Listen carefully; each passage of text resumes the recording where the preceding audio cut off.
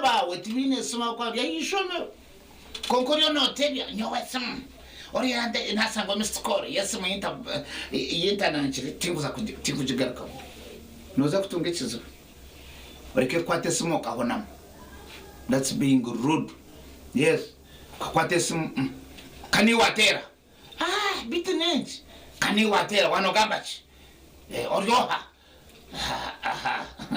no yandachi they say hello yes hey nubanyeta speed tinkumanya unoza kunaja speed nani onkorona kukareka kazomuntu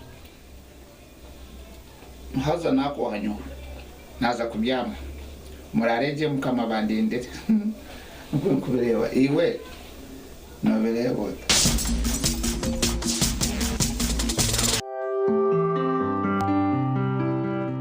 okumbireba yaba ni ku kibuga oyinembogoka naba mulungi ayibambe nekorera ayimukama wanje okagaruka meshara zanje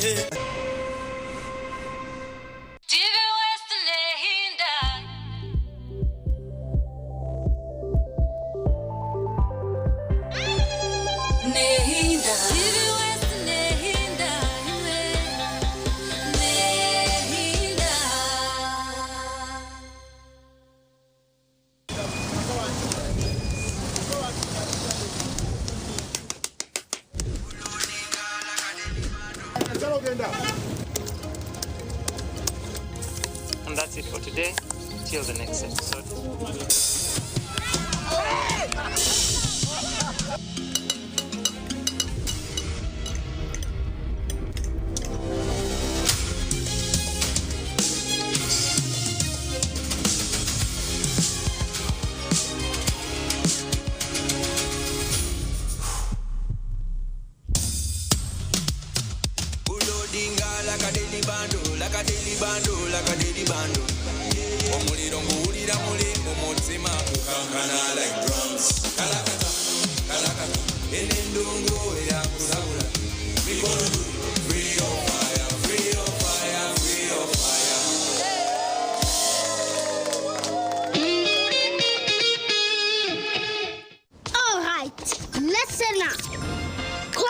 Is on a mission. It's kind of a big thing. Colgate Herbal uses traditional nature's herbs and combines it with Colgate Science for healthy gums and strong teeth. Colgate Charcoal Gentle Clean cleans and polishes teeth for a whiter smile and a naturally fresh and clean mouth. Choose natural. Choose Colgate Charcoal. It might seem crazy what I'm about to say. Here's how you chase that gray away. You're a hot air balloon that can go to space.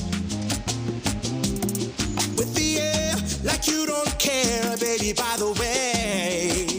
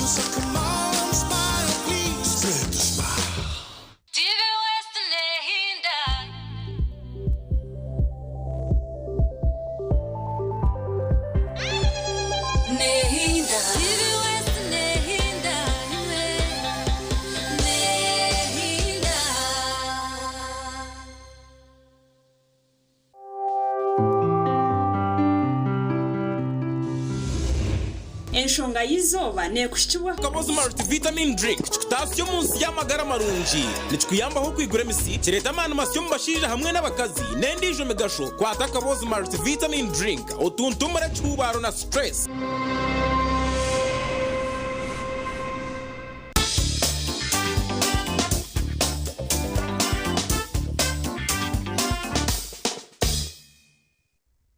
Sibira kurungi aha na TV West nduhori yatabarka makuru agacyenchwire tabarka yo excuse me no program zinde zitwa batwine nk'ukuzijana zihihana okusiyana n'agamajingo yebare okumuntu umwe kambi orukora ukaje cywenda ngo uhindure ahihanga ryitu nicukuri munonga abo kuba umuntu utakozere nangwana n'intumwa Paul na jango utakoze tashamire kuriya but we want to thank you so very much kana no kwata baruse mbere metali mwenemwe na nebindi ebimwasi bamu the Bob's Gad Abaho on papara the new vision izoberi hasiba mu story eyasiba neraba ahamikura itari mwenemwe yambwita abantu ngashe abana babantu batambuza tukweta social media and this story ne kwata ku eminyeto beshanjire ne bakozesa munonga emibazi etukweta sexual performance enhancement drugs emibazi kavayagura bajya kujeta vayagura mbwenu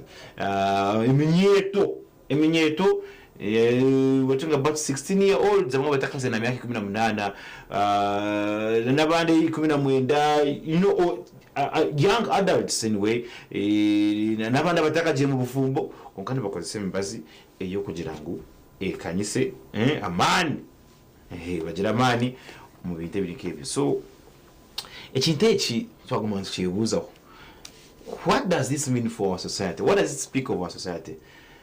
Abenshi iminyeto nebenda ngo omubwiro obu baye batekateka omuriyebyo.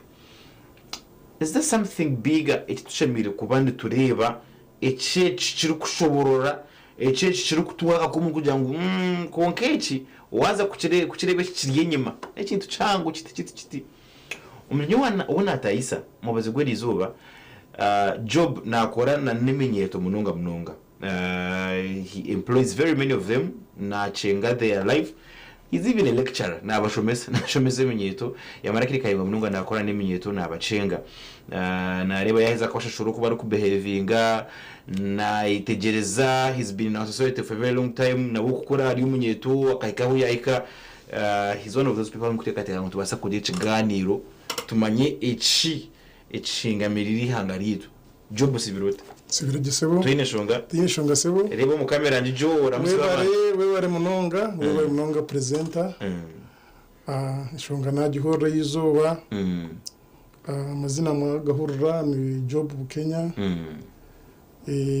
nanye nchiki umunyeto so ebya munyeto bukora eregero kurabamo nindomanya turiyo twizuma enshonga habwenche minyeto erafukire kuzo mu bintu ebi I may call it drug abuse because most of the things we use it as a drug koko kurengaho wabikoze sakubi eba drug abuse. Actually kuna nishomu atweji nashanga ngo bagira ngo ejimbazi eineteshemere kuba ne treating. Yes. Kunkata abantu bane bagikozese kindi. Yes. Turiyo tureba abwenchi bagezeho kujya abusing bakagikoze sokundi. Turiyo tureba umwana yatandika atakumenyeje mbazi. Ataya kuba inagirebere. Yeah. Ogo mwana icyamuretera yakora seje mubazi nici maybe in stress, maybe na innocent. You know, for example, when we talk about Viagra, it is related to sexual things. Maybe he's trying to impress someone. Maybe he's trying to impress a woman. So I'm going to look impressing. Maybe that woman ainakari kwenda kumuhayo. Yes. Aka reka tugende bompora. Yes. Jukuma isangu twine menyeta bamwe. Yes. Abari kugurwa. Yes. Abasigaza bari kugurwa akagenda kazo mu kazi. Yes. Akenda ngasiga yamuhinje rugeze ruhamere. Yes. Echo ntchiratingira ha bintu bibiri.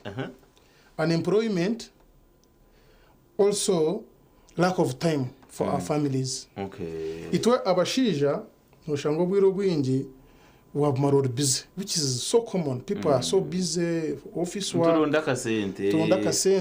Want to make sure our families are well off for what, doing well. Hato shanga tuwagira bwa family. Konka ari umuntu maybe wasagire nyuma, maybe he wants to be impressed somewhere somehow. Now there is this young boy who is just idle. Ariao. Awonu babi ina money. You get? The babi ina money. So kara kugerati yakora mu mugurugayo dero hati oshangangu chagwabo murumo. People you actually what I know because for me I'm talking from experience. I've been in town, I know the youth. So noza kushangangu narondo kwa arabeho. Mere ya rero abamwe nangu nabashomere no mayana bashomere nabo. I've always told people you need to get a skill. No basa kuboshomera onko tine cyo kubasa gukora. Hato shangangu ngo umuntu ogu ahereze kushoma konka tayine kintu cyakubasa kugira ngo ayemo set. So oshangangu abasigazi bitu boy child. They are now opting also to do the other thing, you know. Nkibya bishibara gukora because nabone betaga kubaho no mu cyikuretera bishaho bazo mu ryebyo no butagira mirumo. So nabasigaza nabo bashiro bwire bashanga tibine mirumo. So tuyo tureba tukabasa kubayamba tuta abukwa nuriya cyabiro. Ukinsaza kushora umupapuro amahurure. This is a very good research. They must have done a good research. Yes. So how can we help them? Ati tutakagira akintu help no kuwanuga no shobore shongezi. Wagama kigambo cha unemployment. Yes. Kugira ngo imenyeto tuine a huge population y'abantu abariyaho bashomere. Yes. Konka batine mirumo. Yes. Bine na stress. Yes. Kwa kandi nabo nibenda ku impressinga abakazi na ba girlfriends. Abo kuba aine kigenderwa takufa ku impressinga for nothing. Maybe he needs something because you cannot stay an empty stomach for 2 days. Okabora kuje cyo wateka. You need to you know no takuje cyo wakora kugira ngo obe. Wakireba. So echo nitekateka mu cyo kiresire the youth abasigazi because now we are generalizing it as drug abuse. Arone nebindi bakozesa marijuana arone bindi bakurya just to you know to release stress. Maybe also peer pressure. Ikuyiba ko bari akakungu tibine byo gukora bari busenta you know yareba nankana akikora tananye ninkora ki tananye nikikora. So nintekateka ngo this is a very big issue. Kugira ngo government nayo igiro kwiyatekateka kintu ekyo because iurengeri kushobora oyino kutekateka you know most of government eri kutekateka munonga amenyeto teri kubatekateka Uganda hati 1 million